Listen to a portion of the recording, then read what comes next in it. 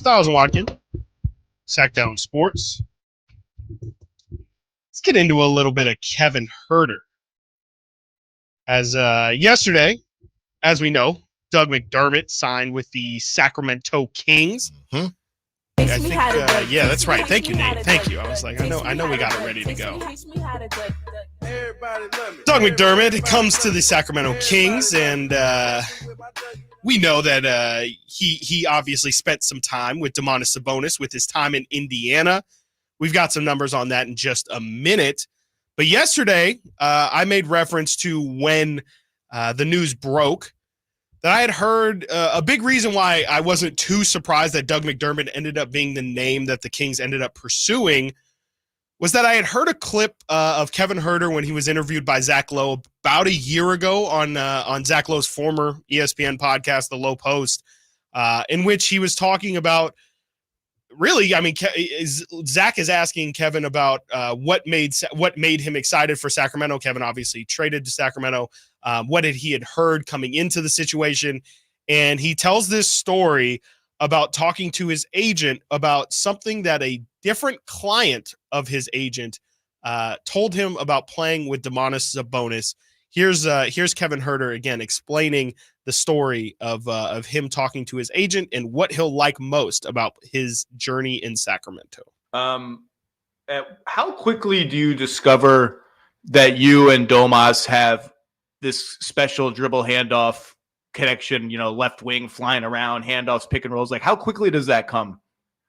It was easy. It was honestly super easy. Me and Doug, same agent. And so I think my first conversation I had with my agent sitting in Ibiza, asking him like, how is this, tell me about the organization. How is this about to go down? And like the first thing he said was, Doug absolutely loved playing with Domas. Like, you're going to love it. Domas got him so many shots. He's unselfish. He's going to get you open. Like, I'm telling you, you're going to love playing with this guy. You've never played with a guy of this caliber or the way his play style ever before in your life. You're going to love it. And so it's kind of like right away, I think I got to Sac. I did my physicals and I was there for media. And then I pretty much started working out right away.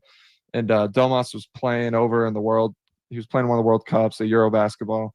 So he came really mid-September, and it was like right away an open gym. I think Domas asked to be on my team. He's like, hey, let me get Kevin right away. It was just like flying off screens and him getting me open. And so that kind of carried over into the regular season. He draws so much attention. Yeah. I'd have to assume on everyone's scouting report, he's got to be the first guy listed just because his physicality, he demands double teams. And so every team is so geared up to stop him and obviously stop De'Aaron that, like most games, I'm getting wide open shots just from sprinting off of screens and continuously trying to move. And so it's been great for me, obviously, in my career to be playing with a guy like him.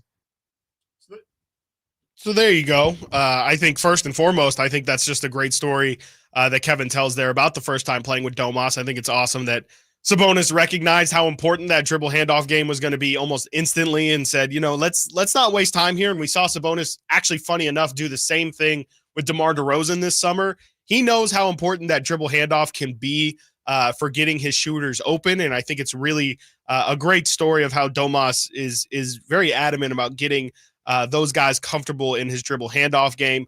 You hear Kevin there mention that his agent, Mark Bartelstein, is also the agent of Doug McDermott as well, and tells him that Doug said that you're going to have the most fun time playing with Domantas Sabonis. And Doug is speaking straight from experience. In his 3 years in Indiana with Domantas Sabonis, he averaged 9.8 points per game, 40.5% from three in those 3 seasons. And if you look at Sabonis's numbers specifically when it comes to assists to Doug McDermott, those really, really stand out. As Doug McDermott, for the 3 seasons Sabonis was with Doug McDermott, Doug was the person Sabonis had most of his assists go to on the team. In 2018-19, he had 55 assists to Doug McDermott. To Tyreek Evans was the second most assisted player from Domantas Sabonis with 24. The next season, Doug had 74 assisted buckets from Sabonis. TJ Warren was second with 68.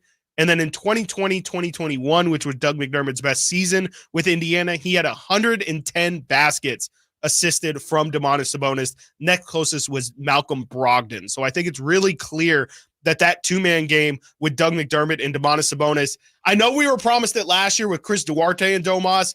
This is a much more actualized version of it. The Sabonis Duarte thing was just Duarte's rookie season, and it was Duarte had his best rookie season, or had his best season in his career, his rookie season. And so people were trying to figure out, okay, what are the parallels there? This is very, very legitimate. This shows that just those two, specifically the game that they kind of play off of each other, definitely is incredibly complimentary. And I think it's going to be a big addition to this Kings team, even if it's not going to be, hey, Sabonis assists the most to Doug McDermott. I just think it's, again, another weapon that you can go to, and potentially in a bench lineup where maybe you have Sabonis out there with McDermott and Keon Ellis and Jordan McLaughlin and maybe just some non-scorers. Maybe you can keep some offense going with some guys that might fly under the radar and a lot of guys' scouting reports. And last but not least, I just thought it would be cool / important to get some of the national reaction from the Doug McDermott signing. As you know, it's not a very big. It's a week left in the preseason, and most teams are already through camp. And I thought it was definitely noteworthy that I saw Keith Smith of Spotrac put out there. Doug McDermott's a nice addition for the Kings. You can never have enough shooting, and shooting with size is even better. Nice pickup, very end of the offseason.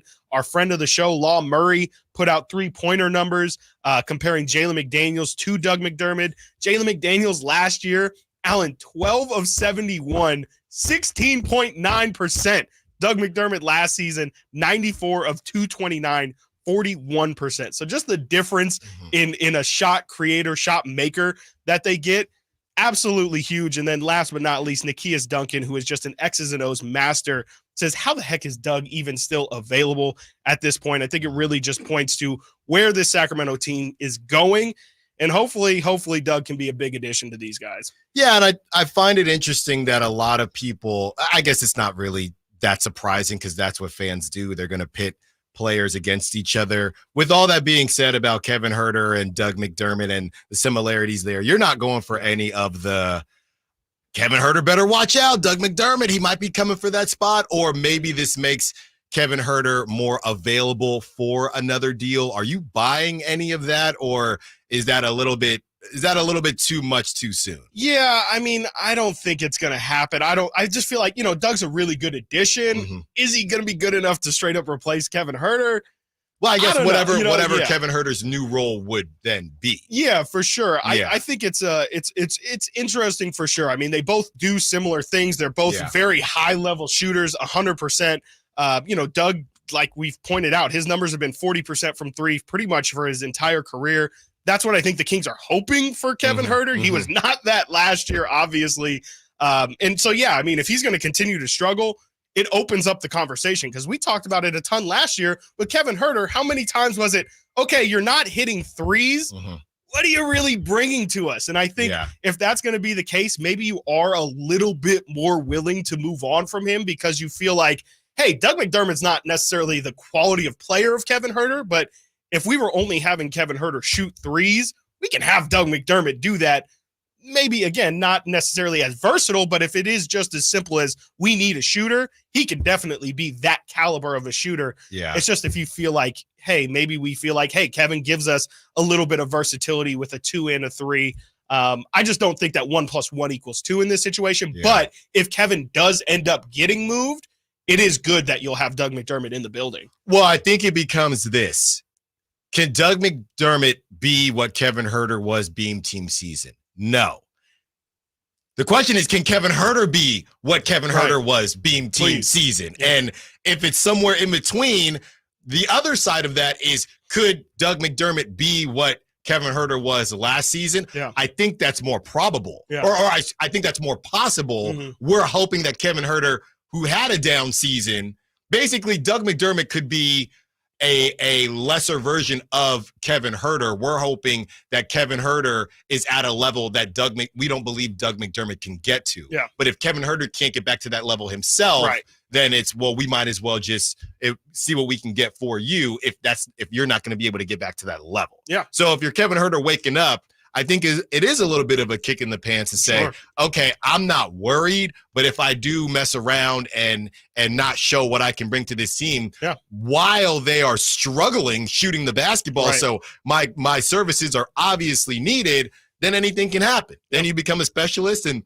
there are specialists all around the league. So I think it's good because iron sharpens iron, and I think everybody should have somebody that they're looking back to say, okay, somebody is on my heels if I don't take care of business. So I think it's good for Kevin Huerter. Ultimately, it's good for the team because you need guys as it goes to the conversation that JaVale McGee had. We're sitting there against the Spurs who we barely beat and everybody's happy. Right. Maybe, and I'm not singling out Kevin Huerter specifically, but if it's, okay, well, I didn't play well and Doug McDermott, he could get some more time, maybe you're not as happy that you got that W because there has to be somebody to push you. Sure. If there's nobody to push you, iron sharpens iron. then it just doesn't feel the same.